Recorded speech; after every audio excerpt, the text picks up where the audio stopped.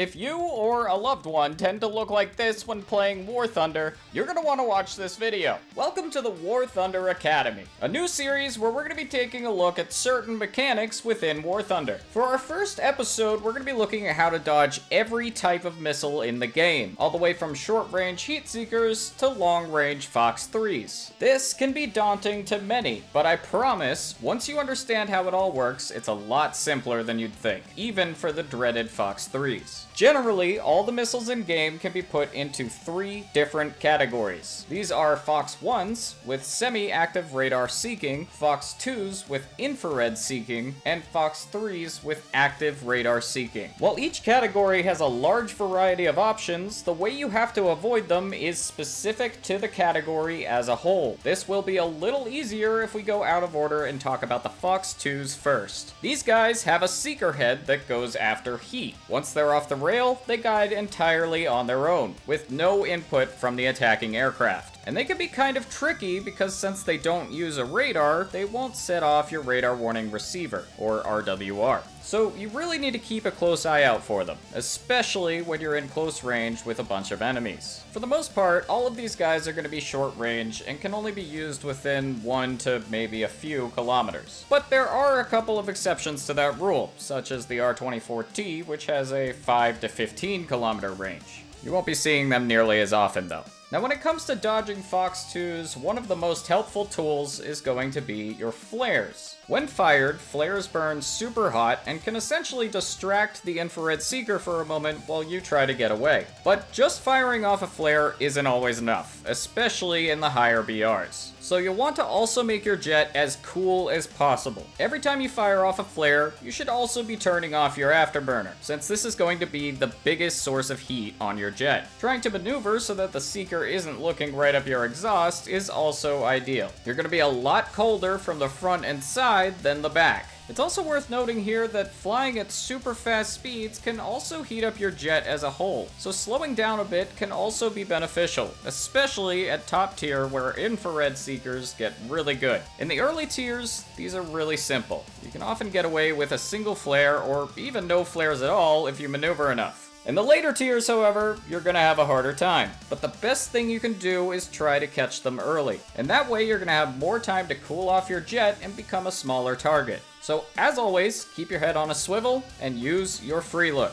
Now, let's go back and take a look at Fox 1s. Fox 1s use semi-active radar homing, meaning they need a radar lock to fire. And that lock will need to be maintained all the way to the target since it guides using the attacking plane's radar. The way you're going to dodge these depends on the type of lock the attacking plane has. One type is just the normal search radar. This mode is best used for targets that are above the attacking aircraft, no matter the direction of the target. This is essentially how the radar sees in this mode. It kind of picks up on everything it sees, like the plane and also the ground. However, if the plane were to be below the horizon, and thus have the ground behind it, the radar's gonna have a much harder time picking it up. So, to dodge this type of radar lock, getting below the attacking airplane is always going to be ideal. Once you do that, you can also dump a couple of chaff for good measure. Chaff essentially works in a similar way to flares, but are meant to distract radars instead of heat seekers. It's essentially a bunch of pieces of tinfoil that are meant to reflect radar beams back to the attacker, which can confuse the targeting. But simply dumping chaff is rarely enough. You're gonna have to maneuver as well. In the earlier tiers, this will probably be the only radar search mode you come across. But as you get higher up, you'll also start to encounter the Pulse Doppler mode. Pulse Doppler is incredibly good at filtering out things like the ground and chaff, but only for targets that are heading towards the attacker. The PD mode picks up on movement based on speed in relation to the radar. So if the target is flying towards the radar, there will be a high rate of closure, and the radar is going to have a really easy time picking that up. But if the attacker is behind the target, the closure rate is going to be much smaller, and it's going to have a much harder time seeing that target. So most of the time, you're going to encounter this mode when you're heading towards somebody. To break this type of lock, you have a couple of options options, none of which are to continue flying towards the attacker. As I said, flying away is one option, but that can be really inconvenient, and you may not have time to do all of that. The far more convenient method is notching. For this to work, you'll want to turn directly perpendicular to the radar that's locking you. A little cheat you can use is the tone of your RWR. The RWR has dead zones where it can't see. This is almost always going to be directly above and below the plane. So if you're turning to notch, you'll know you've made it when the RWR goes quiet for a second, since the belly is likely to be facing the enemy's radar. Just know that that little sound trick with the RWR only really works if there's only one guy locking you. Now, by the time you do get into the notch, you're gonna want to be dumping chaff just to break it off for good. What this does is essentially make the radar think you're part of the ground, since in relation to the radar, you're coming towards it at the same speed as the ground.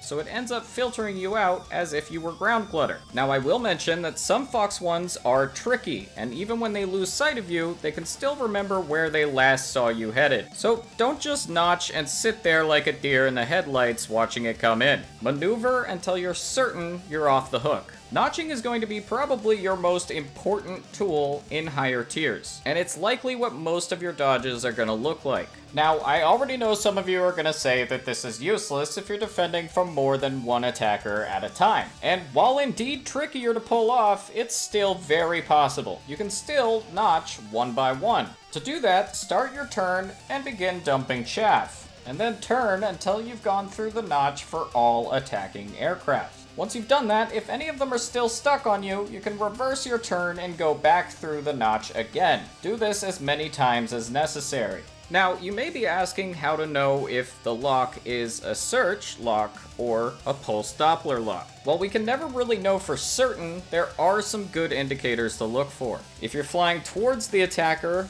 and/or if you're below the attacker, it's likely a pulse Doppler lock. And if you're above the target and/or heading to the side or away, it's likely a normal search lock. But if all else fails and you still aren't sure, your best bet for beating both modes is always going to be getting low and turning nose cold, meaning away from the locking radar. Now, finally, let's talk about the big boys on the block. Fox 3s. These use active radar homing, which is a lot like semi-active homing, but with some extra steps that make them more dangerous. Fox 3s have their own onboard radar, and once they're within a certain range of a locked target, that radar turns on and it will guide all on its own. As a general reference, that range is typically around 15 kilometers. Now, once the onboard radar activates, the attacker can break their lock and forget about it. To dodge Fox 3s, you can treat them in a similar way you would a Fox 1. While they may be a bit harder to break off than a Fox 1, getting low, notching, or going nose cold are all still very reliable methods. Now, here's the really tricky little thing about Fox 3s that